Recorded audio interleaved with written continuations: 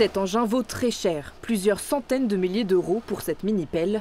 Nicolas en possède 10, autant dire qu'un vol serait préjudiciable. On a tous la peur au ventre le matin d'arriver sur un chantier et de pas retrouver ces engins, quoi. Chaque machine a vraiment son rôle attitré en termes de gabarit, en termes d'outillage. Une machine manquante, c'est la perte d'exploitation de l'année, quoi. En 3 ans, les vols d'engins de chantier ont augmenté de 36% selon un récent sondage. Alan, lui, est livreur de matériel de travaux et il déplore des vols chaque mois. Nous on livre tôt le matin, donc 2 fois de 2h à 7h du matin, il y a des vols. C'est des clés standards en fait. Toutes les machines ont quasiment les mêmes formats de clés. Vous pouvez les trouver sur internet, des doubles. Ça se procure facilement pour pas cher et ça démarre très bien la machine.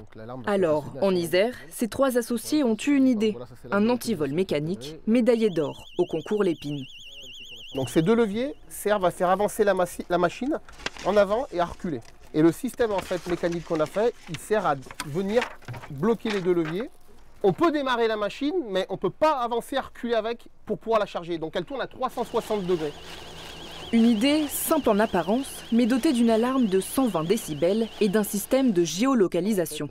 C'est ici, dans l'atelier d'Alain Devèze, que cet antivol a été conçu. Les typologies de véhicules sont tous différents.